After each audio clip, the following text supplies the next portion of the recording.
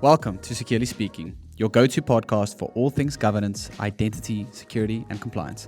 I'm Moritz, the head of marketing here at Integralis, and I'm excited to dive into another insightful episode with you.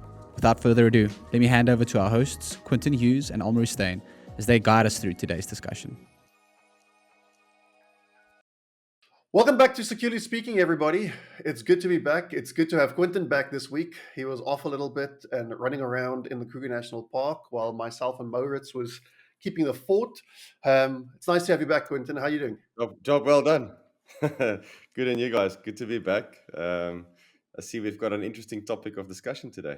Yes. With the launch of Entra, I keep on want to say Entra ID. My brain's stuck in Azure AD now. It's stuck in Entra ID now. I'm going to keep on saying Entra ID.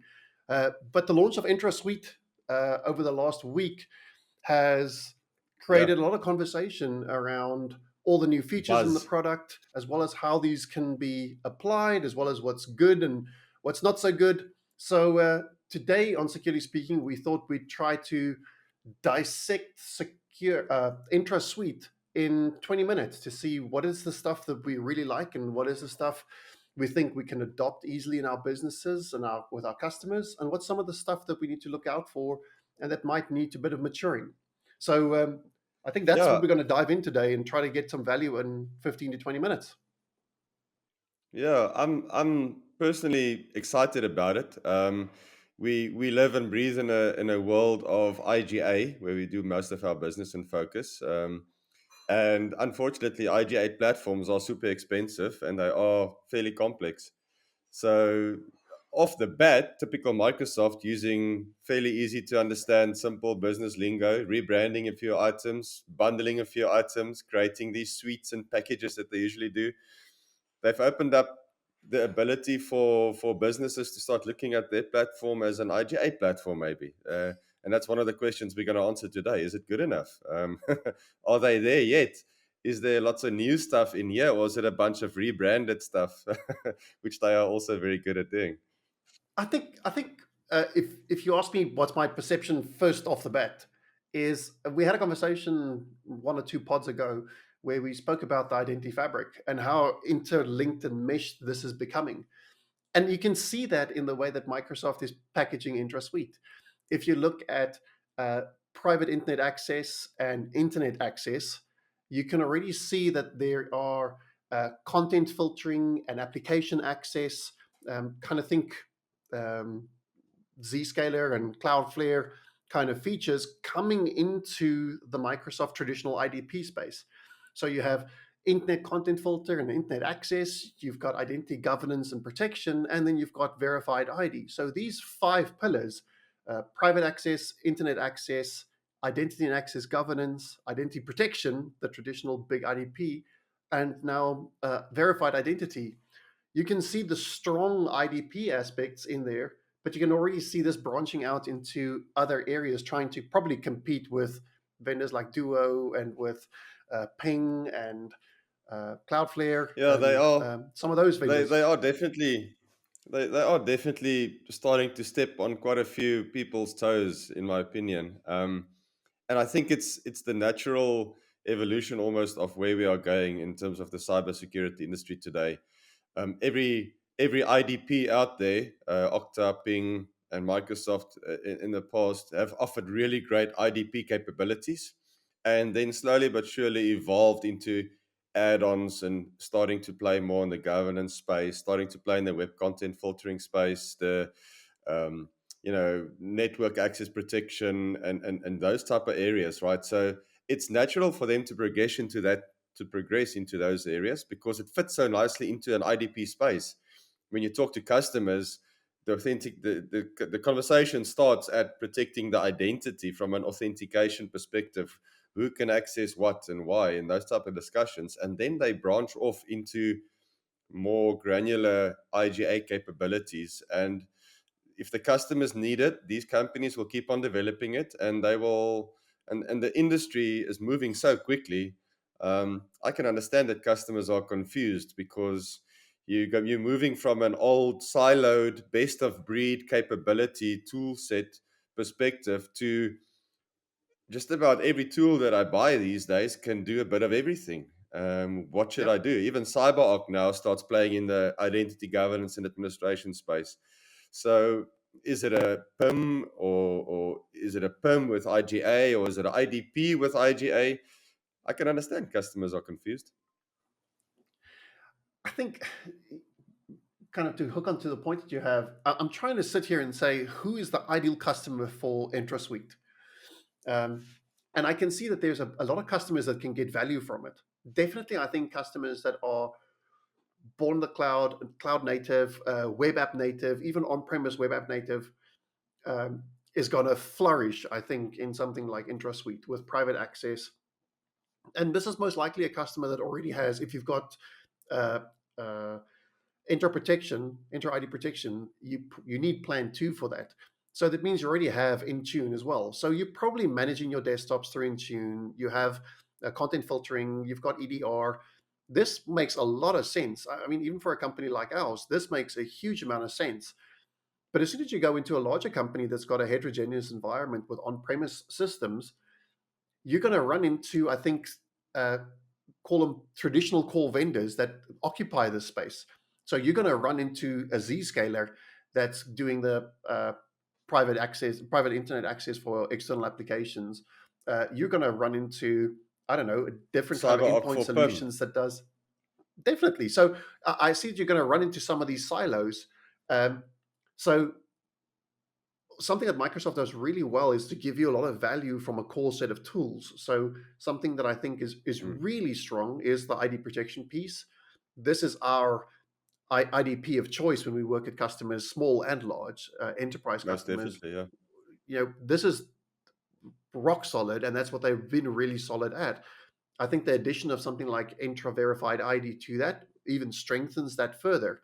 So I think those two areas are really strong. The two areas that I'm not concerned about, but I'm kind of debating in my head where this fits is the internet access piece, the content filtering on the device, the Entra private access. So the traditional web app proxy that they've had is now kind of brought into the Entra suite. If that's strong enough to displace kind of some of the traditional network vendors, and then I think Yeah. we can dump into the ID governance portion in a second. But I don't know, do you see that there's enough value to displace this at customers, or is this going to be one of those areas where you have 10% overlap? I don't know. I I, I, think I don't know. Where do you I see think this what core, makes the core this customer sits for this? what excites me about this is the fact that we can help customers, especially in the area where we are at, right?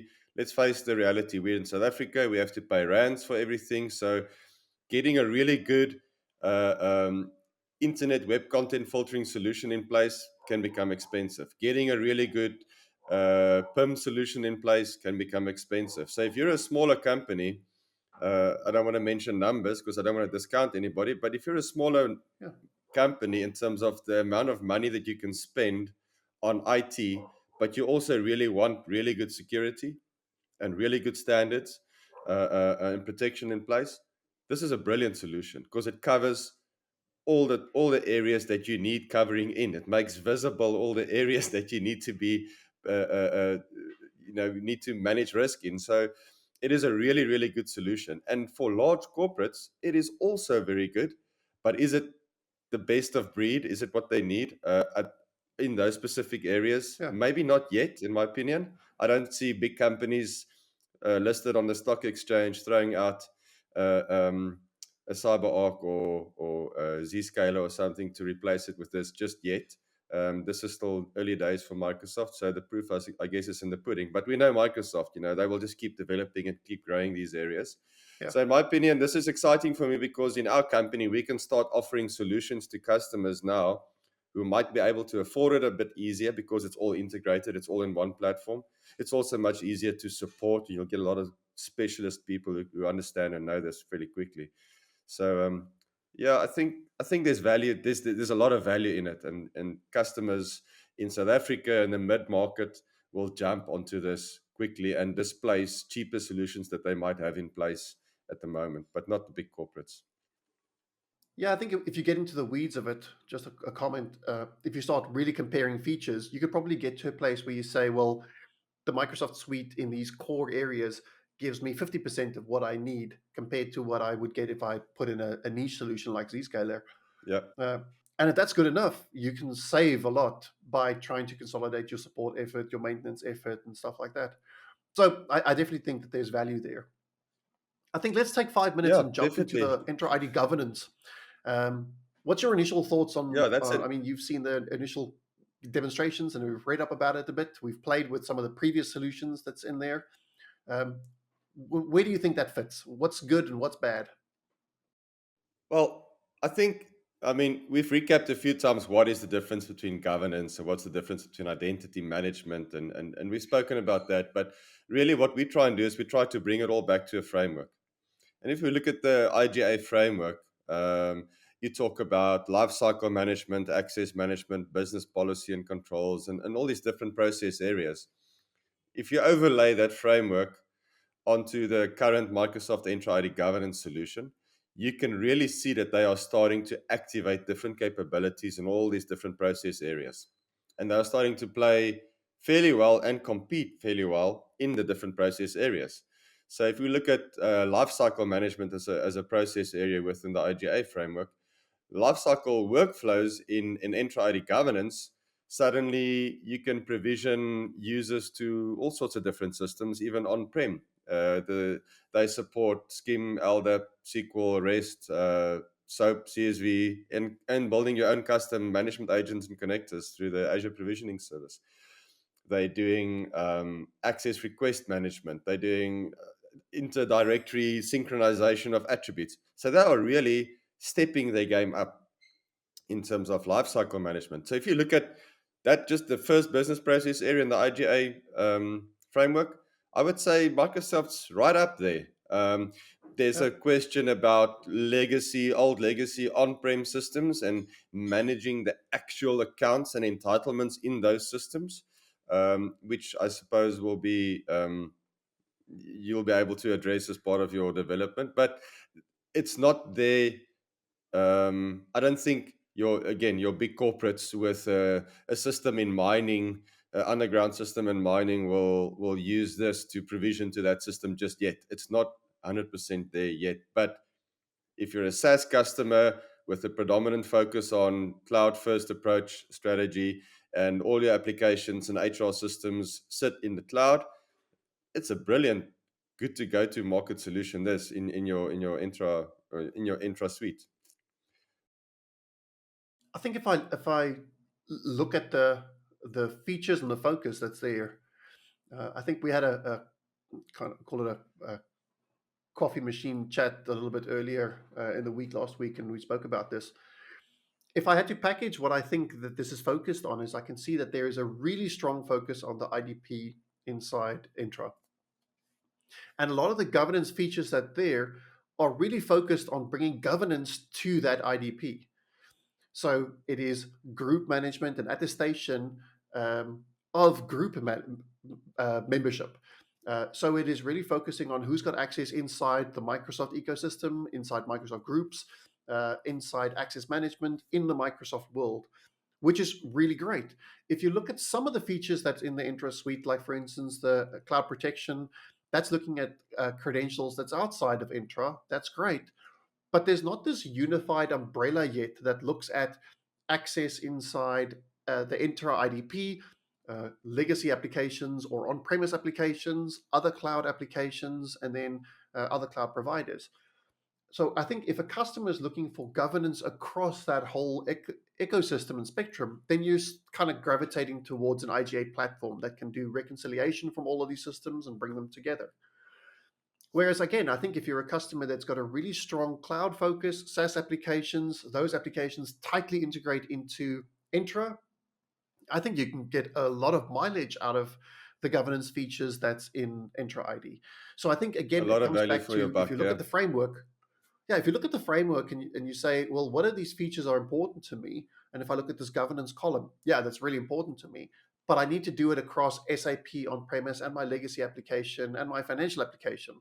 Then you're probably going to be frustrated, I think, in trying to implement that in Intra Suite. Whereas if you're a really Yeah, and a cloud native SaaS application, you will get a lot of mileage from it, I think. exactly. And I mean, if you spot on, Al, I think if you look at some of the other process areas in the governance in the IGA space, if you talk about entitlement management, they've also made lots of inroads there.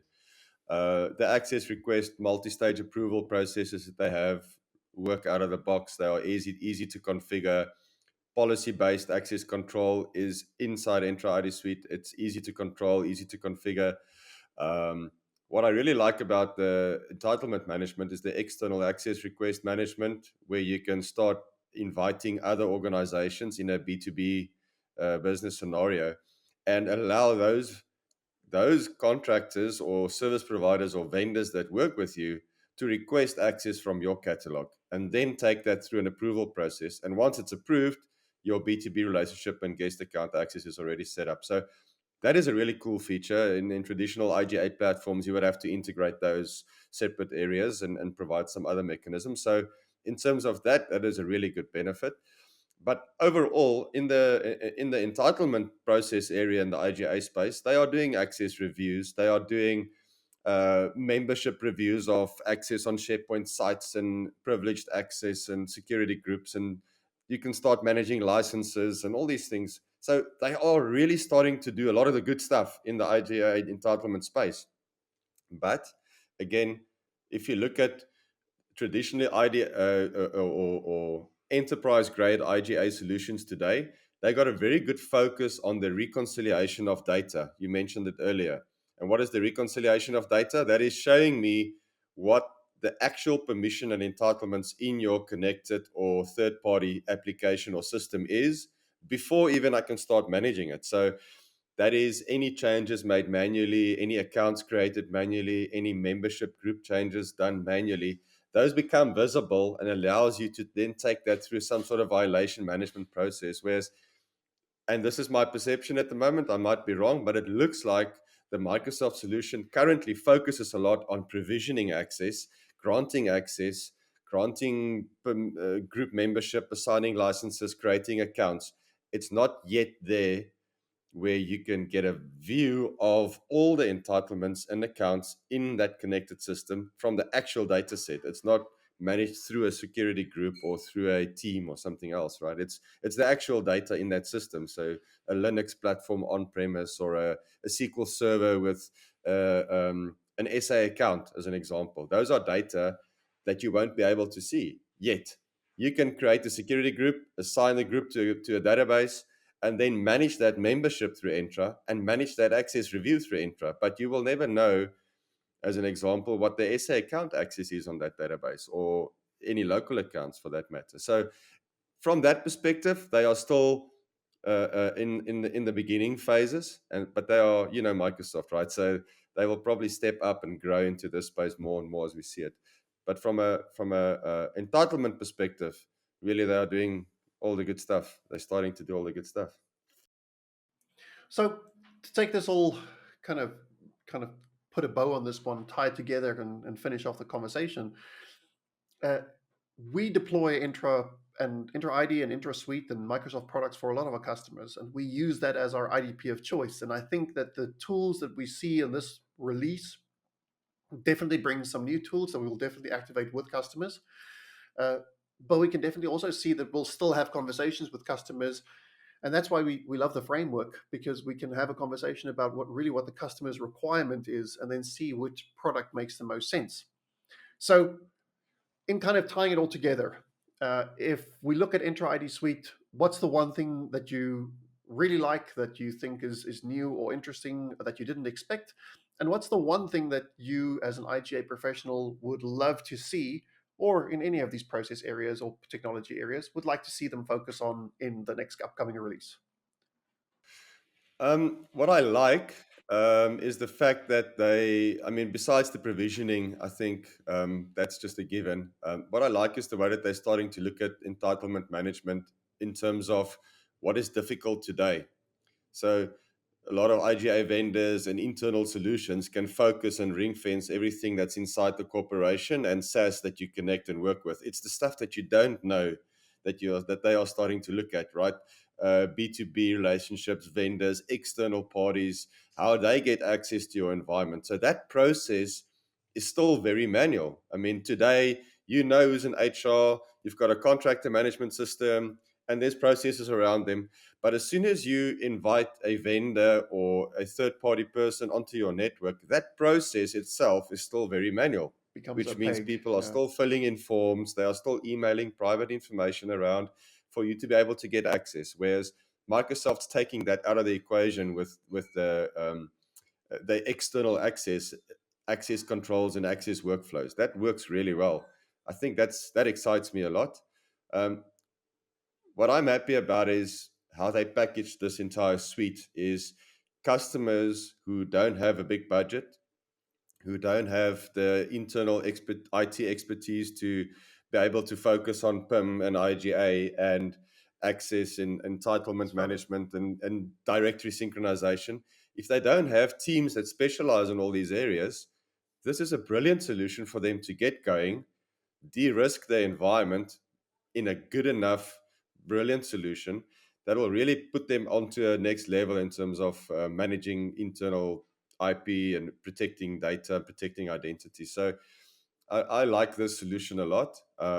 Internal into Integralis, this is something that we'll be using and we'll be selling to our customers as an IGA platform. Entra ID Governance is an up-and-coming IGA platform, and it provides a really good platform to start with if you don't have anything today.